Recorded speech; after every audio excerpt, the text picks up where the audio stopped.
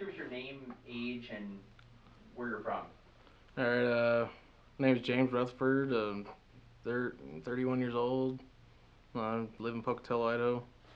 Okay, going back to July 10th, let's just go through it. You went to the IRS building for what reason? I just went to get a copy of my AGI so I could send it in for my student loans. And so you go in there, and the security guard asks for your ID. Now, the security officer waited for me to sit down, and maybe a few moments after I sat down, he said, "Hey, sir, is that a knife in your front pocket?" And I responded to him. I was like, "No, it's my keys." At that point, he gets up, walks over by me, and goes, "Well, do you consent to be searched?" And I told him at that point, I said, "No," you know, and he started, becoming more hostile and hostile towards me, saying, "Well, you can't be helped here unless you consent to a search." And I said, "You know what? I have rights as a citizen, where I don't have to submit to an unreasonable search just so I can go deal with something at the IRS. I should have every right to go in the IRS and conduct my business without being harassed." And apparently he wasn't taking that for an answer, so he called the police, and he called some. I can't remember exactly if he called the police or his dispatcher on his walkie-talkie and said, "Oh, you got a possible weapon." And at that point, the police showed up in pretty much full force. About 5 or 6 officers, somewhere around there, surrounded me inside of. I'm just sitting down, mind you. I'm just sitting in my chair, waiting my turn, my ticket in my hand, waiting my turn. And I get surrounded by the police, and the police say, "Well, either you can get up and leave, or we're gonna arrest you for trespassing." At which point, I said, "Fine, I'll get up and leave." Okay, then what happens? You get up and leave, and you go towards the door, and then what happened next? So I agreed to leave. I stood up immediately. I turned around. My back was facing the door. I turned around, took a few steps towards the door, and I announced to the police officers that I was going to record the rest of the interaction for my own safety and, for legal purposes.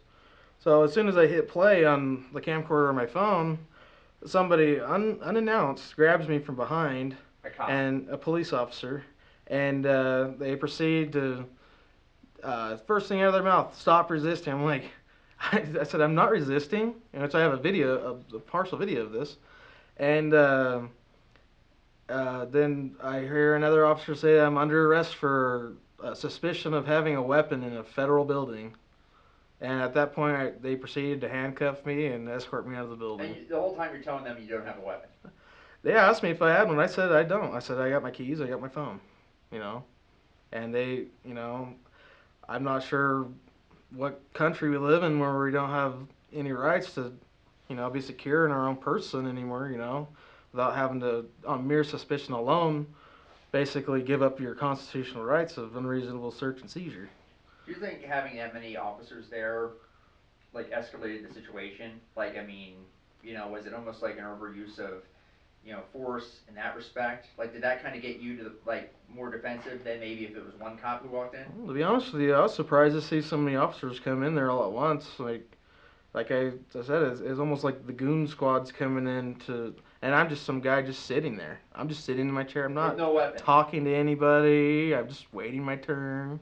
And, they all show up, surround me, and I don't know if they're camera shy or what's wrong with them, but as soon as I started recording, that's when I was getting arrested all of a sudden. So then I think that's where our video picks up, where you're being brought out of Yeah, the building. So take us from that point where they're Okay, bringing you so out to the car. they're walking. You can see I'm just casually walking with them to the car, not resisting, not, you know, I might have been telling them, you guys are violating my rights right now and this and that, but I should have the right to say that. And so I get to the point where I'm standing in front of the police cruiser, and they're getting ready to search me. And at this point, nobody has said, "You're under arrest, you're being detained." In fact, to this moment now, I still have not been Mirandized. Okay. Okay, so anyways, in front of the car, and you can see I'm standing there. I might have been talking, but I'm not showing any aggression or anything like that. And I simply told them, I said, look, I don't consent to being searched. And what do they do? They reach behind, grab me, slam me into the front of the car, which you can clearly see on the video, and they start wrenching on my wrist, which you can't see on the video. At that point, I tried to right myself because I'm like in an awkward position, like me slammed into the brush guard or wherever it is in the front, and I may have lost my footing and I was being pushed around by these guys, and you know, I can see how the video has been misconstrued of a shrug or something like that, but that's I was just turning to tell the guy, hey, quit twisting my wrist like that. Like my arm does not go like that. At which point I was slammed against the hood of the car, and the officer who attacked me, he was resting his arm against the side of my head. I can't see this at this point, obviously. And then I'm telling him, I was like, you guys need to get off me, man. I'm like, what are you guys doing? I'm like, I'm wondering what is going on here at this point, you know. And just out of nowhere, side of my head, just a massive blow to the side of my head happens, and there's enough force to break my sunglasses, and I've seen pictures from the hospital, and the whole side of my head is raised up and swollen and red. I mean, it looks like it hurt when you Oh, did it that. did. I'm not gonna lie, it hurt, and it even hurt even more when he decided to reposition his elbow into my temple and proceed to shove his elbow down into my temple too. Now, what were the other officers? Could you hear some discussion going on? Well, at one point, after he hit me upside of my head, I'm pretty sure that he went to go try to do it again, and somebody, I can't tell you exactly who it was because I'm face down, face sideways on the hood of the police car. Somebody said something to the effect of, "Hey, don't do that." Telling the officer Telling the Westfall officer, not to do cool that it, basically. Like, hey, watch yourself. You're on candid camera here. You know. And at that point, he just decided he's just gonna pressure point the side of my skull with his elbow. So What did you hear anything else from the officers? Like, did anybody say anything? Like on the video, I hear you talking, but did you catch anything else from them? to be honest with you, there's a lot going on in a short period of time, and you know, I think somebody did say a derogatory remark to me before I even got placed in front of the car, Okay. before I was even pushed. And let me put this on the record too. When I was led up off the hood of the car, the officers proceeded to put me on the passenger side. I paused for a moment. I turned to the group of officers standing behind me. I said, "Which one of you guys did that?" And you know what the response was? A wink and a smirk From all of them, or from the one that did it. from Westfall? From Corporal Westfall. He winked at me and smirked at me like he thought it was funny. Wow. How'd that make you feel? How do you think it made me feel? It's like you feel like I don't know. I can't really explain it. Like it's malice. Yeah. How And would you feel? You know what I mean? I How would did you feel feel if like I punched you right in your face and Yeah. then winked at you and gave you a little smirk? But do you You feel know? like, what are your thoughts on, this kind of affected your viewpoint on America? Just, you're supposed to have certain rights, and, Oh, yeah, is it ideally, like kind yeah. of, It's like before that incident happened, you might have felt one way about our country and our government, and now, has that changed your view of things at all? to be honest with you, I was really surprised that actually happened, especially in an area like this where there's really low crime rates, and it's in my opinion a pretty decent place to live compared to where I've lived in places before where it's like this like every day, you know. And my opinion is if they continue to let these officers do this stuff, then what's going to stop the next guy or the next guy after that? And it's just going to get worse and worse and worse. And I've seen an area where I grew up in, it disintegrated into Where did you grow up? in California. What town? Porterville, California, for the most part. And you live in an area like that where back when I was a kid, you could ride bikes down the street, and it's just a regular, like in a neighborhood from the movies or whatever. Like everything, postman walking by, kids playing, and it just devolved into this. Don't go out after dark because if the gangs aren't trying to come get you, then the cops are gonna try to come harass you for nothing just from walking down the street. And I moved out here. I loved it. I love living out here. But I know things aren't perfect. In an ideal world, things like this is not going to happen.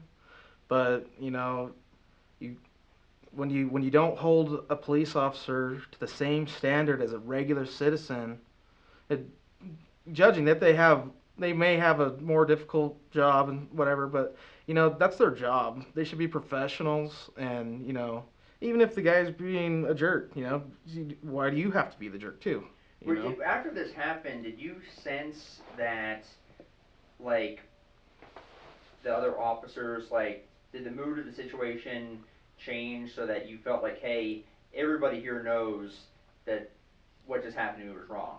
Like, They knew. Okay, so you felt like there was definitely a recognition. Ray Charles would know that this is a messed up situation, you know. Uh, they know, and I told them, I said, you know what? By you guys not doing anything about this, you guys are just as liable as this guy, That's how I feel. Did they say anything back to you, or they pretty much just shut up from that point forward? Or Honestly, they didn't really say anything. Like, they just kind of like trying to ignore ignore the elephant in the room. They knew. He knew. I guarantee you. He probably didn't think about it right off the bat because he probably didn't realize that the dash cams, like, hello, it's right in your face, there, guy. Use your head. Well, even off camera, they shouldn't be doing stuff like that either. But when you were in the back, I watched most of the video more than most. You were in the back there. At one point, you got out when you got to the police station. You got out. You went in. What happened at that point? Well, at that point, they brought a nurse out because I told them I thought I had a concussion from the blow. This is at the jail? At the Okay. Bannock County Jail down there in South Fifth. And a nurse comes out, and I told her, I was like, hey, I think I have a concussion from this, and she cleared me for the ER. So at that point, once she cleared me for the ER, they brought me back to the cruiser, and I started to have. Well, my foot, it's crammed back there. I'm kind of a bigger guy, and then you puked on the way to the hospital. Yeah, was that and because of nausea. Like I'm dizzy at this point. Like I don't know. It's not fun. Let me tell you this. Having a concussion is not a fun So you have had a concussion? Apparently I did. I went. Okay, so here's how everything went. We reported originally. We heard that you refused treatment. That's what they. No, I didn't refuse treatment. That's a lie. Okay, so that you went to the hospital. Let's go ahead and go through this. So I get to the hospital, and I'm getting out of the car, and the next thing I remember, I got a wheelchair in front of me. I'm on the ground. I get up. My legs are like rubber. I get up. I go. They push me inside. A nurse maybe asked me a couple questions. Like different questions. I can't even remember exactly. I can't remember exactly the whole interaction. The only thing that they treated me for was they tried to offer me a nausea pill, like motion sickness or something like that, some sort of nausea pill. So you never refused treatment? I told them, no, I didn't refuse treatment for a concussion, but they're like, oh, well, we'll give you a nausea pill and you're on your way. I'm like, look, I don't need a nausea pill. I just got a massive blow to the side of my head on my temple, and it's almost like they just like. And your head's swollen, right? Isn't your The whole side of my face is swollen. Even for days after, I could feel it bruised up the side of my, up the side of the head. X-ray or something, or? No X-ray, no other scans. Did you take a photograph at the hospital of it? I'm not. Somebody did take a photograph. I can't remember. I think it was the police that took photographs at that point. Which I seen the photographs, and you can clearly see that it wasn't just a little tiny nudge on the side of the head. He hit me full force You can tell the on the video side of my too, head. it looks a little swollen. Especially when you got back in the car, you could see the left side of your Yeah. face. It's. Your eye socket a little bit. Let's see, I'm like this over the car, so all from my eye, all the way back around here, all the way down the side, and on top. My sunglasses are resting right here on this hat. They're up here. So the whole side of my head, including, enough force to break my Oakleys on the side of my head and do all that damage to the side of my head, and it's bruised underneath. You can feel it. I can't see it, of course, in my hair. What but would you say? We have some people on Facebook. Obviously, there's people on Facebook that say stuff. What would you say to those people that said you have prior violent crimes and you resisted arrest, so you deserve something like that? What would you tell those people? Well, I'll tell them, say, look, you say that now, just wait till it happens to you, and then we'll see what you say to that. You know, like I'll tell you this. So here's an example. My mom driving. She has hard of hearing. She's deaf. She's driving down the street. She doesn't hear the siren from the police car, and she loves the police at this point. Like she's like, oh yeah, all for the police. She finally notices them in her rearview mirror. She's, I'll tell you what, she's really bad about driving, you know. But she finally notices them in her rearview mirror. Pulls over. The cop comes over and starts acting like she's a bank robber, escaping from the scene of the crime. But she's just deaf. She couldn't hear the siren, you know. And what do? They start doing the same thing that they've been doing to me my whole life, ever since I was a little kid. You know, just trying to harass you on the street. And people who I guarantee you this, the people who say, "Oh, yeah, he deserves it." Guess what? You've never been in that situation. It happened to you before. And you could say this and that, but the fact of the matter is, that's un-American of you. You know, you have rights. Flex your rights. Exercise your rights. The deal with your mom, was that in Pocatello too? No, that was in California. Okay. And they basically treated her like she was, you know, Bonnie from Bonnie and Clyde. So, and she's an honest mistake, you know. And then after that, she's like, whoa, eye opener. Why are they coming to my car with a gun drawn? You know. Did they let her go, or did they charge her something? They gave her tickets. They were just pulling her over. I think she like ran a stop sign or something like. I can't remember exactly what it was, but it was a minor traffic infraction. She didn't hear them, and when she finally pulls over, she's pulled over, turned the car off, and the guy comes up with a gun pointed at her head. 50-year-old woman, never been in trouble in her whole life. And you know what? You know what her viewpoint was after that? She's like, wow, I never knew. I never knew it was like that. You know? After the hospital, what happened? So after the hospital, I was taken back to the Bannock County Sheriff's Department where I billed out. And after that, I went down and then I went home. I was telling my fiance everything was going on. And I was like, you know what? I need to get down here and go put a report on this because this is, you guys could say, oh, you deserve it and this and that. But, if I'm not going to stand up for your rights, I don't think you will, So you filed a complaint with the police department? I filed a complaint with the police department, and they followed up with me the following Monday with the state police and somebody from internal affairs over there, which they were trying to say, oh, don't say nothing to nobody about this, I feel like they're just trying to sweep it under the rug and, Well, how do you, when they were talking to you, it seems since they've charged the cop that do you feel like once you reported it, they took it seriously, or, what's Yep. your view of, their handling of it after the fact? Well, that's a mixed thing there. I'll explain. For one, I was surprised. I was totally surprised that Monday morning I was getting a phone call. They're wanting me to come down there and make statements and whatever. And I felt like, okay, well, because something similar like this happened to me in the past, and I went to go file a complaint, and what happened?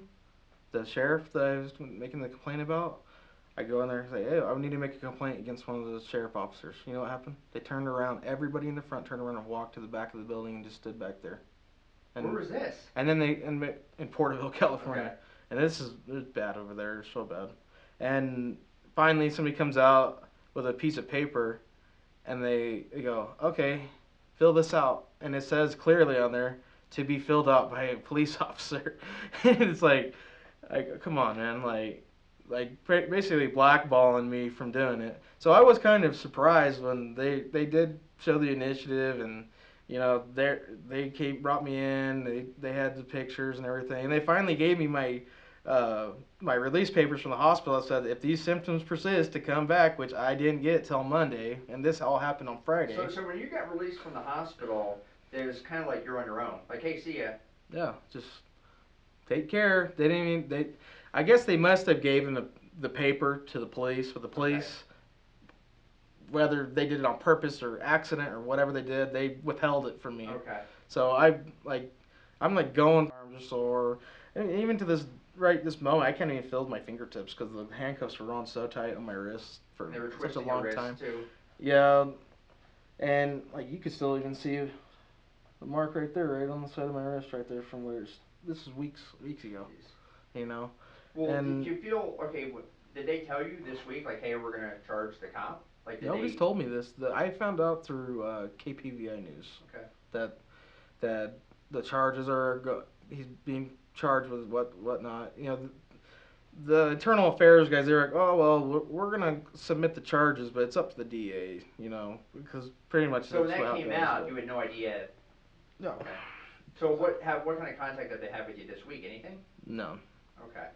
I believe somebody tried to call me earlier this week. It must have been after that story Okay. broke on the news. And I think the guy from Internal Affairs, I can't remember what his name was, the Internal Affairs officer tried to call me, and I called him back, and they're like, oh, I'll be on vacation till like August 3rd. I'm like, What do you okay. think should happen to Detective Westfall? I think that they should do what they would do to anybody else. I think he should be booked in, fingerprinted. He can bail out, you know. This is America. You have the right to bail yourself out, you know, innocent until proven guilty, you know.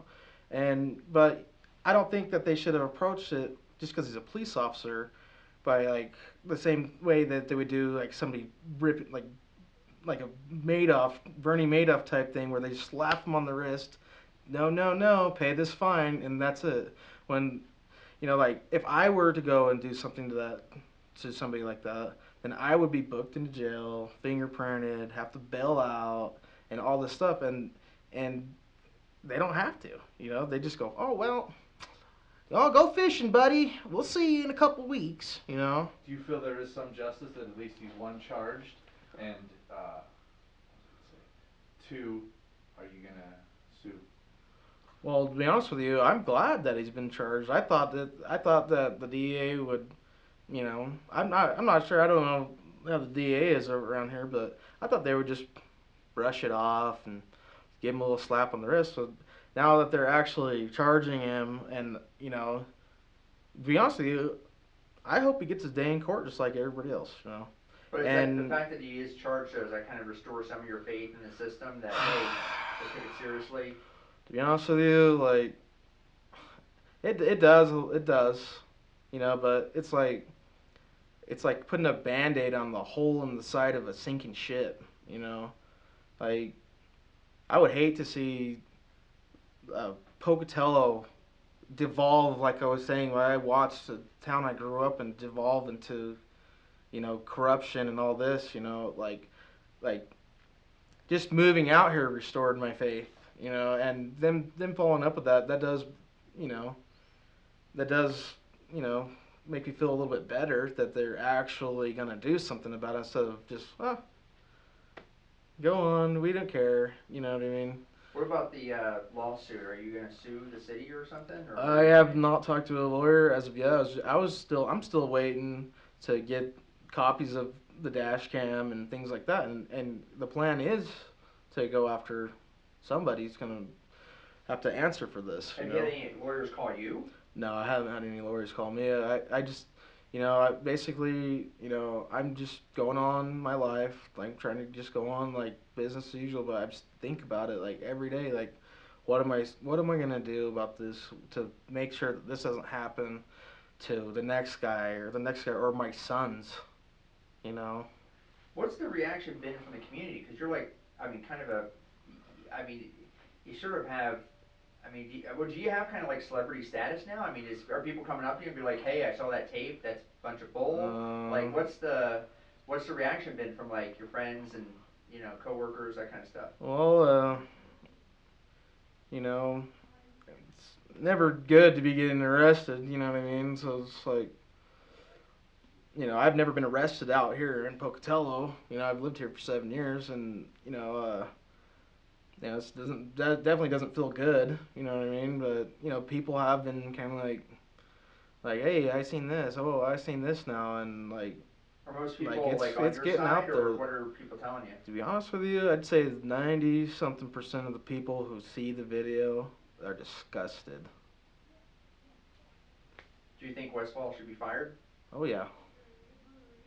Look, I'm a truck driver. If some guy cuts me off on the highway and I go retaliate against him with my gigantic truck that I drive, what is that? What should happen to me? You know, I keep my job. You know, like that's how I'm comparing it. He's a professional. He should remain professional. At the point where he attacked me, does it look like I could move? No. I'm held down. My arm's getting wrenched even further. You look at my arm in the video, how far that my arm is. I couldn't even barely get him back there to hold the cuffs in the first place, let alone be getting jacked up by the cup. And then on top of that, two big guys holding you over the hood of a car. You have no leverage to even get up. I even did a test at my house. I laid over the front of my kitchen table and I told my girlfriend, put your hand right on my back and see if I could stand up. You can't. It's impossible. So to be held down where somebody who's half my weight could hold me down with one hand, and then to have somebody elbow you in the side of the head while this is all happening, come on, that's like pinning somebody down and beating them. Do you think You too know? that elbow, like I mean, it sounds like you definitely had the symptoms of a concussion. But I mean, do you think you were fortunate? Do you think that could have actually caused a lot more damage? Like, do you feel Well, like can't you be killed with a blow to the temple? Why isn't he being charged with attempted murder? Some might say that's far fetched, but what if he did do that? Or what if by withholding my medical release form that says, hey, you got symptoms, come back, dude. You're not supposed to be, we got to treat you a certain way, Like, you could die from that. So what about neglect? It's like, now I'm wondering, did somebody just withhold that because they know this, or just honest mistake? well, I'm not a doctor, but your symptoms, I mean, I've had a concussion before, and to me that's concussion. Yeah, So I mean, I'm surprised that you didn't get more medical treatment. I wasn't treated for a concussion. I was treated for the same thing as if you got sick on a plane or a boat. This was at Portland Medical Yeah, Center. Portland Medical Center. They come in at, we got an anti-nausea pill for you. I'm like, look, I don't need an anti-nausea pill. I just got cracked upside of my head by this guy, full force. You know, Uh, when somebody gets up and they collapse in front of you, there should be oh, hello, wake up. We're supposed to be medical professionals. I'm no doctor, but you know, I looked up the symptoms online after all that happened, and I came to the conclusion myself that I did have a concussion. Okay, so when you got back, you know, from the hospital, from jail, I mean, just tell us about like how your health has been since then. Like what you said, you got pain in your wrist still. You can't feel your fingertips. Well, yeah, I can't feel the tips of my finger. It almost feels like if your hands asleep, but just like on the tip. So anytime I grab something, you're like feeling like the pins and needles in your hand. It's not like excruciating pain, but when I'm trying to work with my hands and stuff like that, it's kind of like. Did the nausea continue, or? Well, yeah, the nausea continued. The dizziness, sensitivity to light, even. It continued over the next couple of days after this, but. Did you go back to see a doctor at some point? No, I haven't gone back to see a doctor.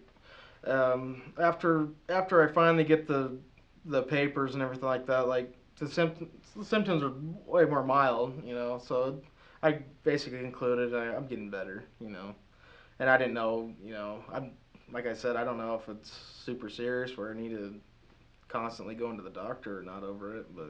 The police chief at the press conference said he was sorry.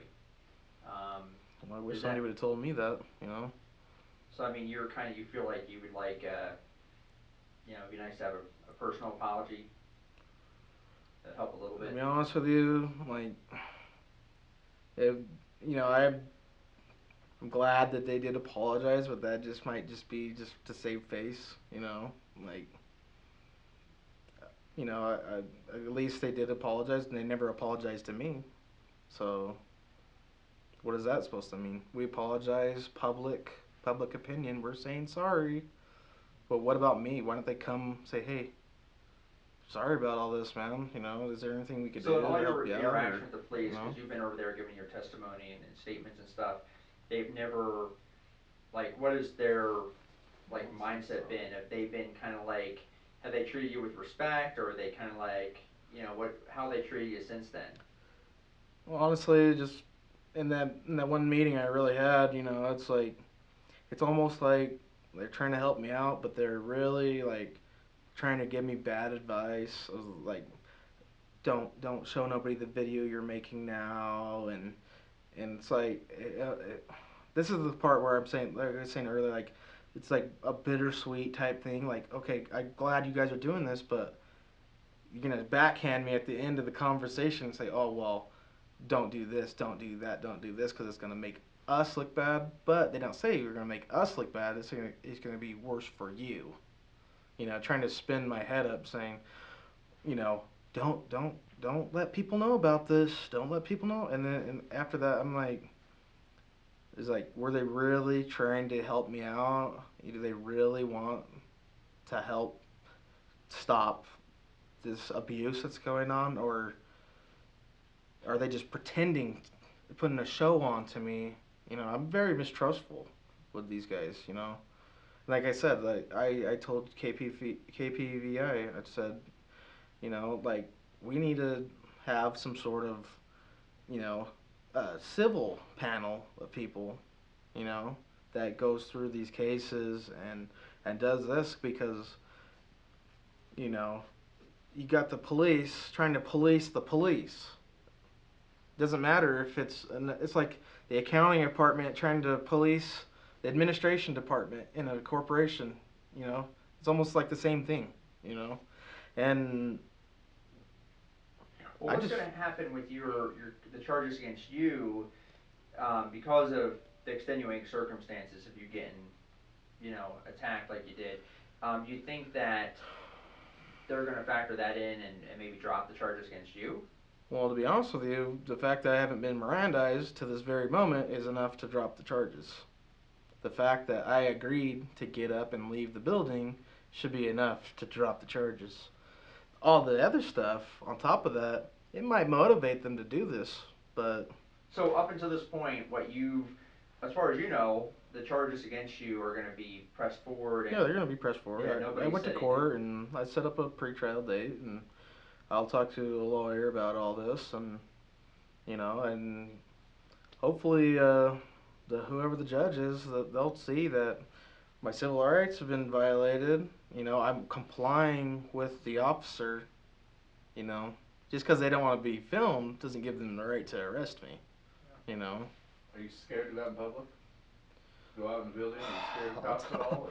tell you what, like, I'm a little bit more nervous about being pulled over by a cop now. It's because it's like I'm already, like, I don't like to go a lot of places. Like, I'm more of like a homebody. I'll go to work and go home. Like, I don't like to go out because there's a chance that like, somebody's just gonna mess with you just because they don't like you, or just because you think they. It's almost like this: when the cops know that you know your rights, they're on the offensive right away. You know, and it's like, just like I said, when I'm growing up, you're getting oppressed, and it's already jammed in my head. Like, I don't even like driving around at nighttime. I have a Class A driver's license. I have insurance on my car, but I just don't like driving around just because it's like in my head already. That watch out for these guys because they're just gonna out there to mess with you. You know, and this might be a little bit off subject, but a few years ago my house was robbed. Right, so I call up the police, make my report, and you know what they told me? They said, "Well, go check around at the pawn shops to see if they have your stuff there." And I'm like, "Really? You're not gonna take fingerprints off the door or any of that stuff?" "Oh, we don't do that. We'll just, we'll just, we'll take your report, write all your stuff down." That was in Pocatello? Yeah, it was Pocatello. It was probably about 2008, 2009, something like that.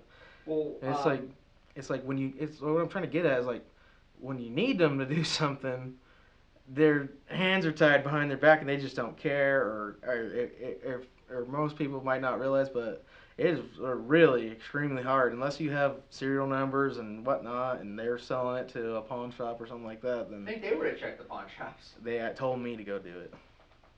35 minutes. And Any last thoughts you want to include? Well, I have one question.